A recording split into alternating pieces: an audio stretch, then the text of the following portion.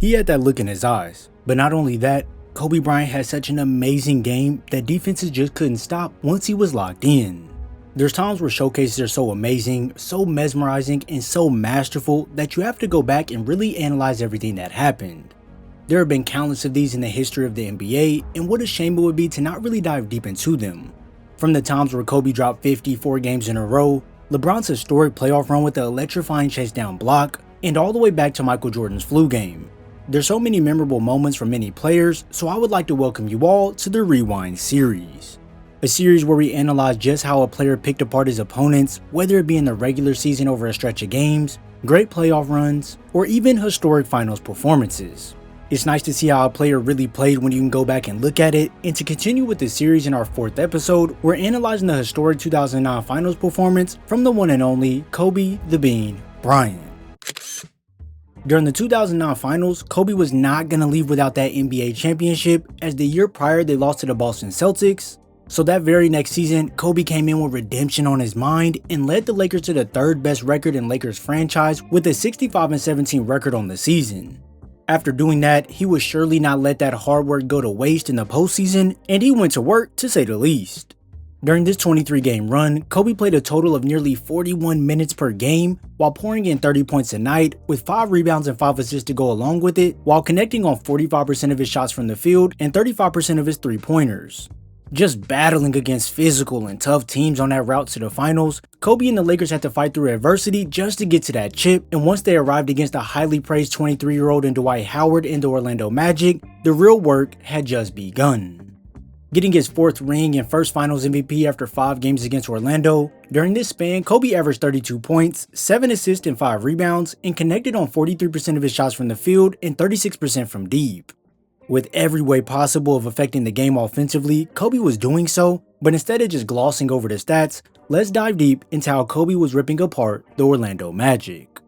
There's always an ongoing notion that Kobe was a ball hog and wouldn't pass it, but when you pay attention, you'll see Kobe could make the right reads when it came down to it. He's such a killer when it comes to scoring. Defenses will get ready to double and already have the help man in position to tag the roller, but Bryant is already 2 steps ahead of the defense and swings it over across court, making this a rather long closeout, and Derek Fisher can swish it home. These blitzes off the screen action happened a lot when the opposing teams wanted to force Kobe into tough situations, so when you not only have 2 defenders ready to trap Kobe and one sitting in the middle of the floor so he can't get to his money spot, Kobe says, hey, this ain't no problem, and can slip this pass through the defense to Gasol on the roll for the nice layup inside.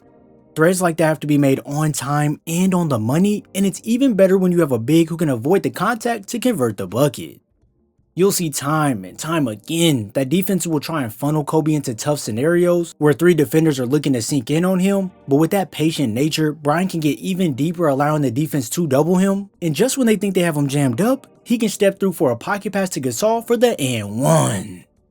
It's finds like that that can totally demoralize the opposing team, because once they think they finally forced Kobe into the exact action they want, he shows them that this is chess, not checkers, and can deceive the entire defense with the find. The Magic will ultimately throw everything at Kobe to stop him, and due to his amazing gravity he possessed, it allowed all his guys on the court to get the exact looks they wanted. Like watch here, when Kobe is coming off the screen, he has in his mind exactly where he wants to get to, but so does Jameer Nelson. So as Kobe starts his pursuit, Nelson leaves Fisher on the cut through to go blitz Kobe from getting to his spot comfortably, but hey, you can't throw off the guy who lives and breathes this basketball So it's a dot to the corner to a wide open Fisher for the high arcing 3-pointer. Now we had to dispel those notions that he wasn't a good passer, because when needed, Kobe could make the right read most of the time, and even sometimes get flashy with his dimes on the court. The main reason why defenses would rush him like this is obviously because of his scoring nature, but when you think a little deeper about it, there's plenty of guys who can score the ball, but they don't get gunned at like this, so what makes Kobe so different? Well, if you do ask, the big difference is how easy Kobe could knock down shots over defenders and his ability to make extra tough buckets. When he feeds you this simple one dribble into a pull-up, well, by the time you even react to contest the shot, Bryant is already in his shot motion, ready to sink the jumper right over you. And if you leave one of your guys on an island all by himself, well, Kobe can sink the tough jumper in the defender's eye.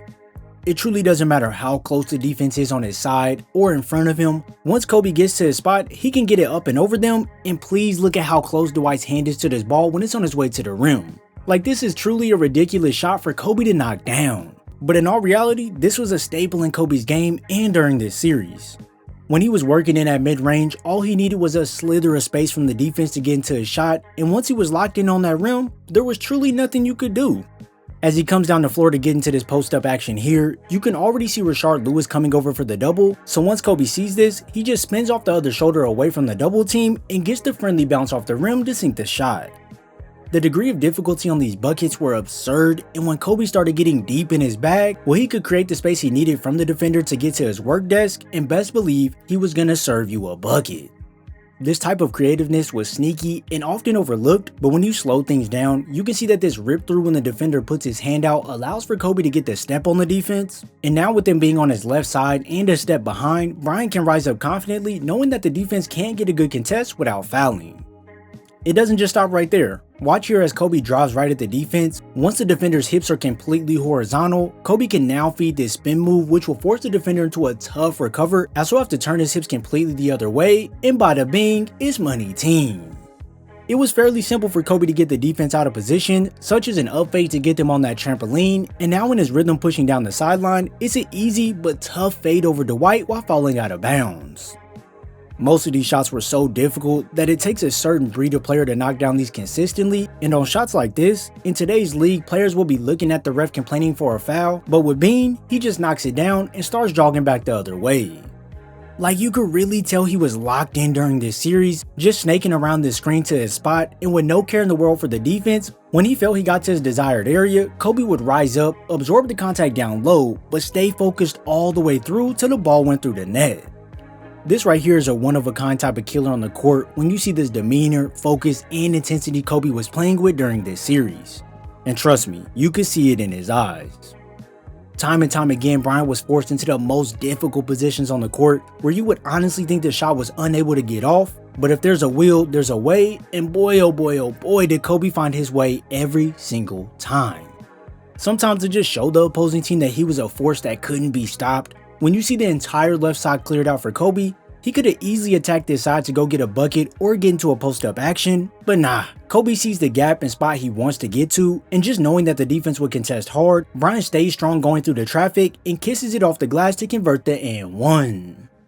A lot of people, and I mean a lot of people, take the greatness of Kobe Bryant and like to downplay it at times and act like he wasn't as special of a player as he was. But in all reality, Kobe was in a league of his own. With this amazing finals performance, Kobe led this LA Lakers to a championship in just 5 games, and with every drop of sweat in his body, he went as hard as he could each and every single game. Basketball was something Kobe lived for, and he wouldn't be denied when it came to his success, and at the end of the day, when he was awarded that finals MVP trophy, this is what it's all about.